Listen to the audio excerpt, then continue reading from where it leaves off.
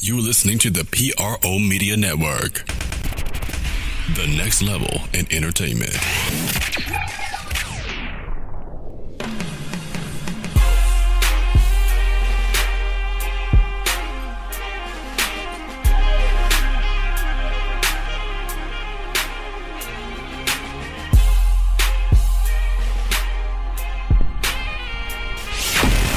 Get ready. It's time for the Sports Coma with Big Q and the guys. Telling you everything you need to know about the Saints, Pelicans, and a whole lot more. Welcome. You're now rocking with the Sports Coma with Big Q and the guys. And we have intense, entertaining, educating, and enlightening sport talk from your favorite sports family. I'm Big Q, and this is podcast 353 on the Coma. That's right, 353. Saints make a move in the draft, man. They take this offensive lineman out of Texas A&M. They had to move up to do it. That's what we're going to cover on the show today. And of course, the rest of the draft is happening today. It's going down to Saturday. So by the end of the day, we'll know exactly where the Saints are headed draft pick-wise. And of course, we know that they'll be looking at a large pool of undrafted guys, because that's what the Saints do, man. They find good value, and we get some of the best undrafted guys in the league. So at 353, that's what we're going to get into today. So I'd like to thank y'all all for joining us on the Sports Coma, both new and established listeners of the show. We are a diehard number one independent Saints podcast in the land, dedicated to the absolute Who Dat Nation, the Black and Gold Nation, the Black and Gold Mafia, the whole shebang bang. It's going down, man. 353, Saints draft Erik McCoy. Erik McCoy, that's right, Erik McCoy. Listen, man, this is kind of suspected this. You know, we did a show prior, and I read from a mock draft done by G Balance, who's a good friend of mine, who writes for the WhoDatDaily.com. He covered a mock where he picked the center Legstrom, and of course the rotten Atlanta Falcons end up taking him. He was a guard, actually, end up taking him in the first round. But the Saints come back in the second round. Now, when the second round started, they had tremendous value in the second round, a lot of value in the second round. And ultimately, what the Saints decided to do was address one of the most serious needs of the offensive line, you know, of getting that sixth offensive lineman, which in the Saints system is basically a starter, because the guy got to be able to play the tackle, a guard, maybe he could play a little center. He got to be a utility player. And the Saints needed that dude. Now, but the big question is on today's show that we're going to go over is, where do he fit on the offensive line? Is he the sixth lineman or not? Of course, you're looking at the fact that Andrews Pete, who was dealing with that busted hand in the playoffs, he should be ready to go come, you know, the season, regular season. You got Terron Armstead, who they say is ready to go. But, of course, Armstead always hurt. He's always hurt. He gets hurt. That's what he do. So getting a player like this could really be a solid move. Now, how did it happen? Well, here are the details. The Saints traded with Miami, okay? The Saints traded their late second round pick, number 16th overall, and a sixth rounder this year, which was 202, and a 2020 second rounder for Miami's number 48 pick, and the 116 pick, which is the fourth round pick. Okay? So the Saints, let's go over it again. The Saints traded their late second round pick, which was the 62th overall, the sixth round pick this year, which was the 202 overall, and a second round pick from next year for the fact to move up to 48 from 62, and also the Dolphins gave them their fourth round pick, which was 116. Now, that's pretty good. You know, that's pretty decent. They just kind of leveraged the future, the second rounder anyway, but they get this guy McCoy. Now, what's the deal with McCoy? Okay, now, some information. He ran the fastest 40-yard dash of any offensive lineman at this year's scouting combine. And, you know, remember, The last time they had a fast offensive lineman the Saints drafted, that was Terron Armstead back in 2013. He's one of the fastest. He was the fastest during that period of time. And the Saints took him late on in the draft. I think a 4th-round pick, if I'm not mistaken, if memory serves me correctly. But ultimately, what this does is the Saints go again to improve the up-front offensive line. Now, McCoy, who is basically a center, some said was the second best center in the draft. McCoy does have the ability to play guard as well. So this is definitely an interesting move. Whether they play him outside at tackle position, that's left to be said. But let's delve right into it anyway, man. 6'4", 303 pounds, from the University of Texas A&M, and he was a junior coming out. But the scouting report on the 40-yard dash, 4.89, which is damn good for a guy that size. He bench pressed about 29 reps, had a 31-inch vertical jump. His broad jump was 107, had a decent cone time, and the 20-yard shuttle time of 4.62. So a big man with nimble feet. Now, the draft report on him, and I'm going to read some of it coming from NFL.com, it stipulates that he was projected as a second-round pick. Some people had him up in the first round. I've seen several mock drafts where they had this guy climbing into the first round and possibly the top or second best offensive lineman coming off the board. Now, this is what the overview of what they're saying about him. He typically hunt for centers with traits to withstand power and athleticism, depending on individual competition. Now, McCoy comes gifted in a thick, strong frame and provide what could hold up to be both power, which he, matched up against Dexter Lawrence, and athleticism, Big Quinnen Williams. He has some limitations, though. He possesses more than enough body control and agility to compete on workups, and cut off blocks, with his ability to match against base and sub packages. Now, McCoy could carry, when they say a day 2 value, which he eventually do, and they pretty much saying that he is a future starter, which he's definitely going to be. Saints gave up a few things to get this guy, and they don't see him as just a reserve. Eventually, he's going to move into a starting capacity, because the Saints kind of looking ahead. You're looking at Andrus Peat. Do they really want to keep Andrus Peat? Because he's a free agent next year. What do you do there? Terron Armstead's constant nagging injury issues. How would he do? And the fact that they did get this new center that they signed. What if he bombs at the center position? Maybe you could put McCoy there. So what it does is it gives the Saints flexibility to be able to move guys around if they need to.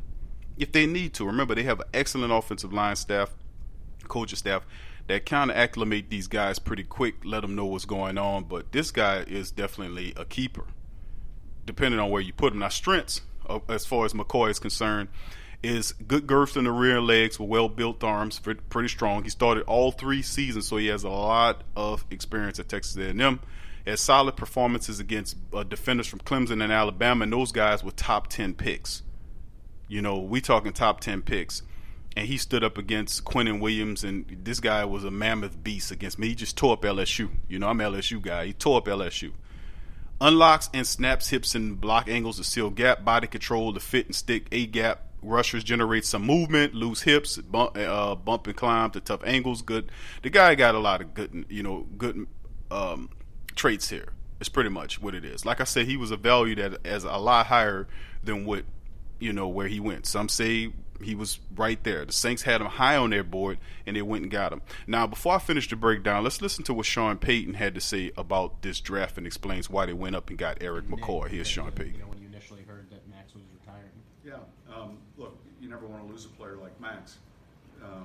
And, I mean, he was, a great player for us. But, you identify the need area and you address it if it's available without, going out and trying to create players that fit the need. In this case, we felt real good about signing Nick. He's played at a high level at both center and guard. So, I mean, I think a little bit better than the night after Max was retiring. And look, we were well informed and on top of and knew where Max was kind of leaning, and he and I had a number of discussions. We share the same agent, So it wasn't something that caught us off guard. It was really trying to get through the process where the season's over and give him the necessary time to make a decision like that. Anything happened first round, second round that kind of caught your attention? No, I think yesterday we talked about it. It was fairly unremarkable. The first round went fairly smooth. There were a few selections maybe that were surprising, but no, I thought it went fairly quickly, I guess, and maybe there were a few picks, but other than that, I thought it was pretty normal. Sean, Erik said that at his pro day, Dan worked him out and went over film with him. What were Dan's reactions? All of it very positive. We got to a lot of workouts, certain positions, and you just kept checking boxes. They were good. They were clean. For me, it was just watching. I wasn't at the pro day, and certainly was able to see the tape, combine, all of that. But you just watch the film, and it's pretty impressive. What do you think when you saw? That's Coach Sean Payton, y'all, talking about his thoughts on the draft, the new draftee, Mr. Erik McCoy, Texas A&M. Sorry about the low audio, man. That was the interview. But going back into Erik McCoy's weaknesses, they consider lack of length abilities to sustain moving blocks. Base gets too wide at some power sets. Plays with some forward lean into the pass mirror. A little slow with head swivel when scanning and pass protection. Has to stay patient rather than a lunge at the target. Inside arm wraps around second level linebackers. Average athleticism in space. All this stuff some of this stuff is correctable. He's not a complete. He's not that far off from being a. He's going to need a little work, in other words. And this is the thing. High pick, 48th overall for the Saints to come in and grab this guy. And he's going to help. He's definitely going to help, man. Because you heard Coach talk about the fact that they did get Nick Eason, right? You get Nick Eason there, and Nick Eason comes in as the center. What if he doesn't work? Maybe McCoy is there. But we know center, they can see McCoy, he can play a little guard as well. That's something that they talk about. He has a lot of experience. Like I said, the guy was a 3-year starter at Texas A&M. Last time I checked, Texas A&M is a SEC school, that's some of the most supreme talent college-wise in the country.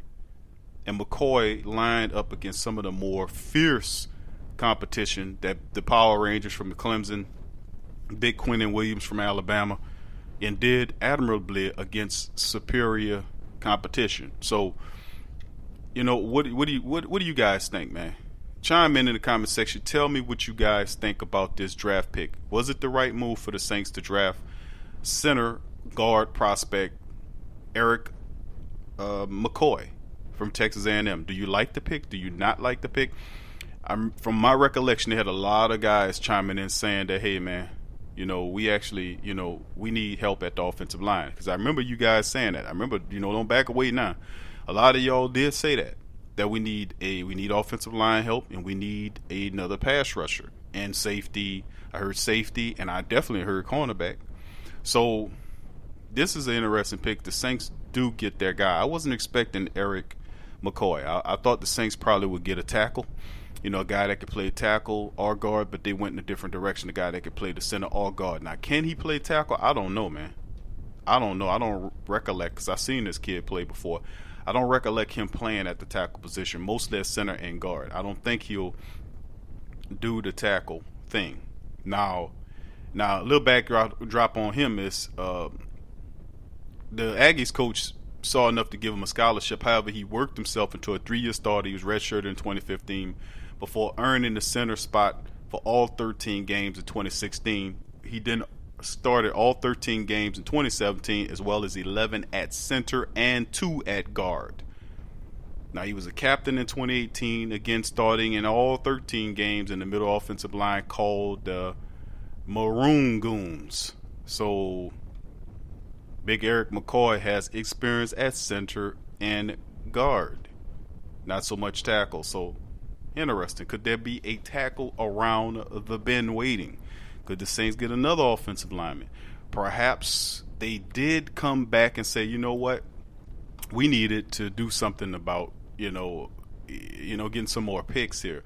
Because I'm not going to lie to you, there's a lot of great value still left on the board. A lot of guys fell further than what a lot of people anticipated they would fall. Some of these guys was anticipated going to top 10, top 15. A lot of these guys just fell late first round or completely into the second round.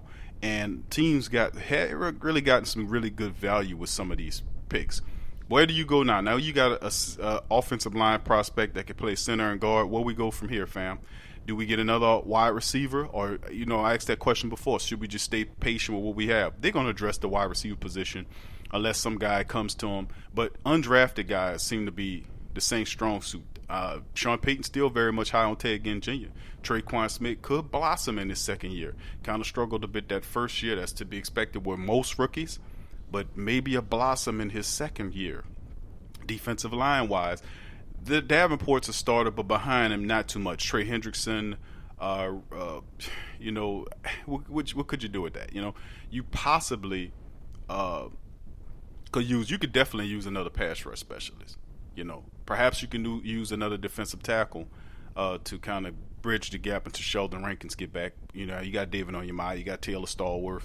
They added Malcolm Brown. Could we possibly look at doing something in terms of the offensive, the safety position? That's another thing we could be possibly looking at. Is safety an issue? Could we possibly get safety help? Because we definitely need a safety. Chris Banjo's not the answer at the third safety spot, man. Just being honest with you, he's not the answer.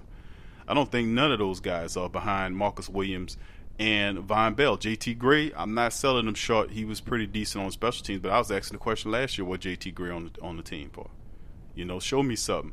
I mean, you have a certain amount of guys that show up on special teams, but you still need somebody to come off that, to play that three safety look if the Saints need, that third, because they play that three safety look a lot. Who do you have to fill that slot? Is it Banjo? I don't think so.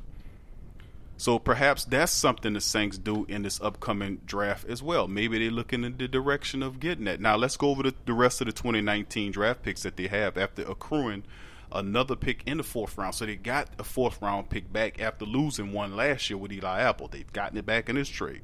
That's pretty good. So the Saints get an extra pick. And all it cost them was a second round the next year and one of their 6th round picks this year. So it's in the second round pick this year as well. So interesting. So the fourth, they still have a 4th round selection left, a 5th round selection, 1 6th, and 2 7th. So 1, 2, 3, 4, 5 picks. Maybe the 4th account for something. Maybe the 5th account for something. It's hard to say with the Saints because if history is any indicator, look what the hell they did with all those really good players from last year, man.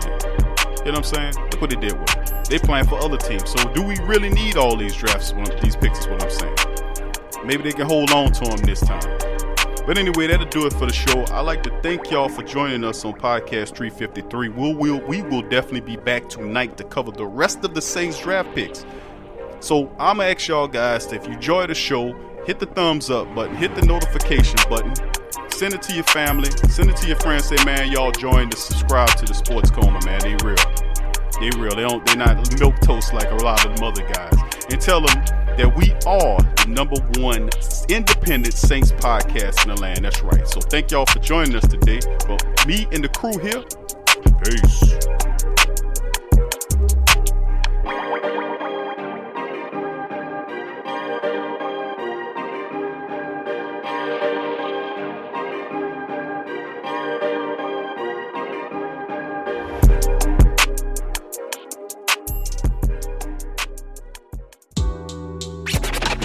I'm a Saints and Pelicans fan, so the only podcast I can get my fix is the Sports Coma with Big Q. The guy's intense, funny, and they always keep it real. Check out the Sports Coma with Big Q and the guys. Embrace Pet Insurance is more than just pet insurance. Embrace Pet Insurance promises to provide genuine support and certainty when your pet needed the most. With personalized accident and illness policies, compassionate customer care, 24/7 access to veterinary professionals, flexible wellness plans, timely claims processing, and online customer portals, their values is what makes them Embrace. So, when selecting a pet insurance company as a partner in your pet's care, you deserve a company that has your pet's best interests at heart. Get top-rated and reviewed coverage for your pet today. Up to 90% back on bills at any vet, total protection, pet insurance and wellness, and dependable claims payments. Get the top-rated and reviewed coverage for your pet today.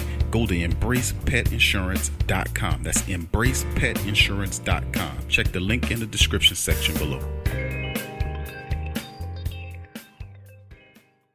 Are you a boxing fan? Check out Ring Kings Boxing only on the PRO Media Network. Sports fans are gearing up and saving big at Fanatics.com, the world's largest collection of officially licensed fan gear.